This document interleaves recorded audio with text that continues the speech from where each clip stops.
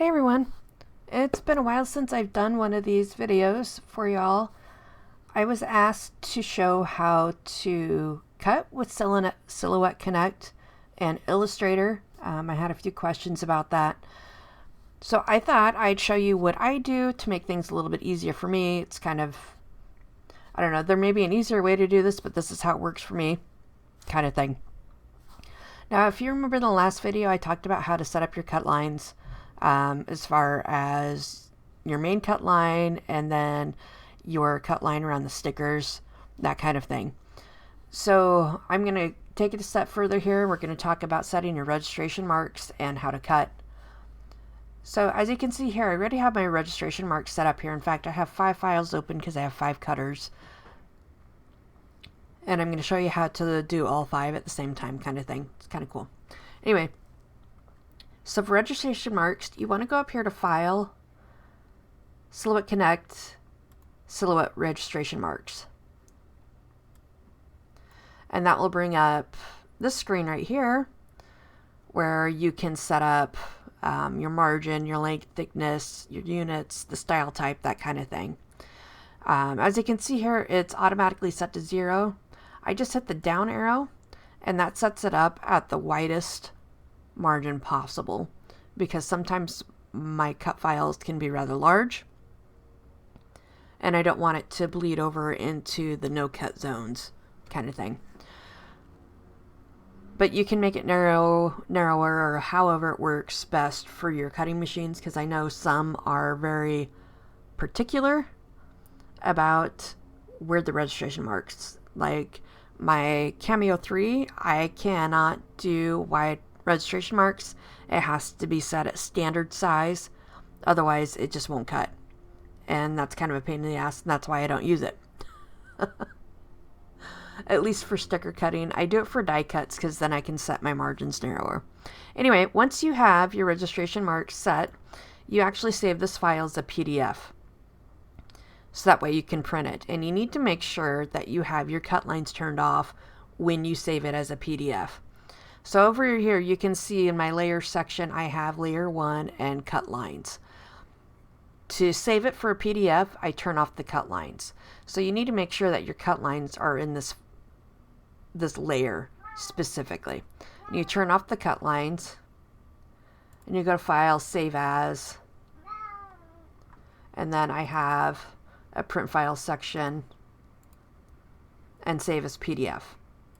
And then you can print the file without the cut lines, and then you load it on to your cutting machine.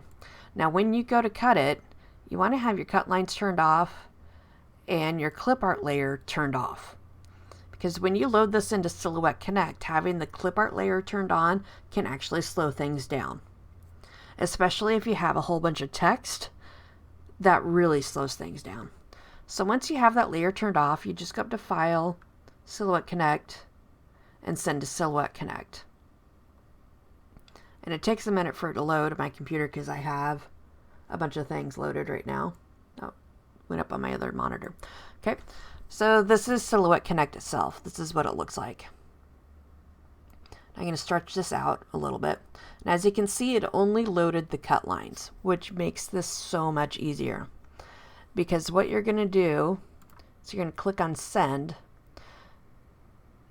and then you have it set by line. So as you can see, I have Loki. This is my Cameo 3 selected down here for my cutters, but I don't want Loki. I want Fenrir, because that's my Portrait 3, and that's the one it's loaded on. And then I actually drag up the blue to the top so that way it's cut first over the red line. And you want to make sure that you have your cuts set, and I already do for Fenrir.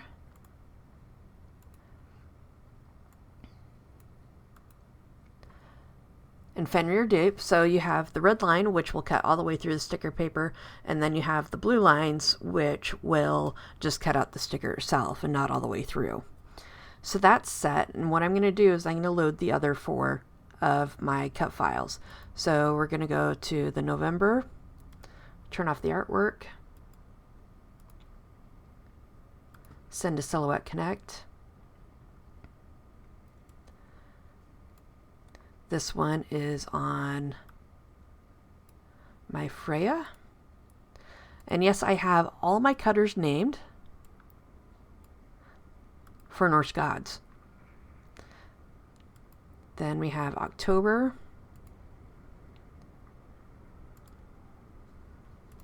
Oops, I accidentally hit the wrong button. I do that a lot. October.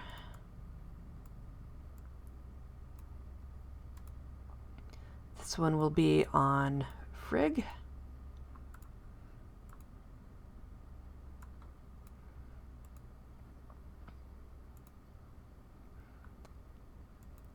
September. As you can see, I'm cutting monthly kits right now. Somebody ordered this.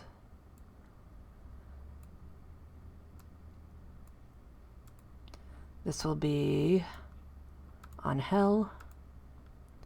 Now, as far as cut setting goes, they should be pretty close to what you already have set in Silhouette Studio. So you can copy those and add those here.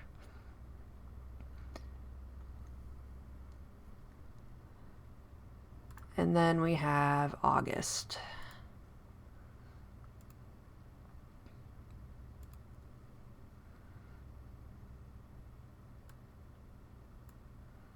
And that will be on my always faithful and trustworthy Cameo 2.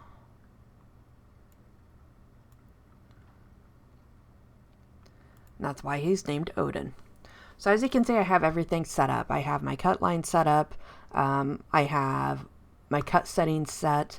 If you're not sure how to do the cut settings, you can go down here to where it says add new material type. You just click on that.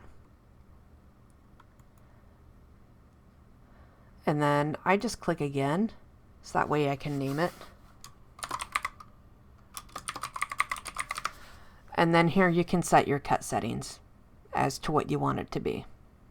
Whether it's Legacy or Carriage 1. It just really depends on what you're doing. And then you have adhesive back, card, fabric, foil, paper, sticker paper, vinyl. I click sticker paper, doesn't matter. And then you have your force speed, passes, your blade depth, everything else. And then when you have everything set, you just hit save and you're good to go. I'm just going to delete that. And delete that there. And that's how you set up your cut settings. So you want to set that up for every single machine that you use for cutting. Okay, so once you have everything set, then you can start cutting. So August is my Odin. So I just go down here and then click on Odin. And that will bring up all of his stuff. And then I click on send. And that will send him to the machine to cut. And that's all she wrote. So once you send it to Odin, I'm not going to do it now because my cutters are right behind me and they're extremely loud and they will drown me out. So once you send it to Odin, you click on the next file and click your next machine, which would be Hell, and then click send.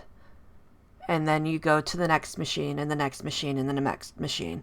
And then you have all your machines cutting at once and you're set.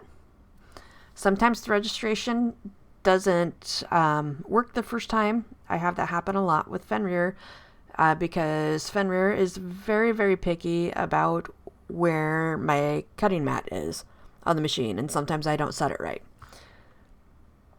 And you'll just want to keep tabs here under Silhouette devices, what isn't registered, and you'll know what fails and what actually goes. So it's very similar to using Silhouette Studio, but it actually goes faster than it would in Silhouette Studio.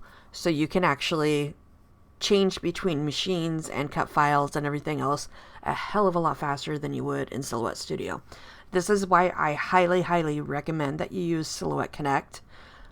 Instead of Studio, you don't have a lot of the drag, and you can make it easy just by sending cut lines, and you don't have to hide things. To me, it's just easier. So that's how you use Silhouette Connect with Adobe Illustrator. If you have any questions, please feel free to drop them in the comments below. I hope this helps everybody. Thank you, everyone. Have a great day.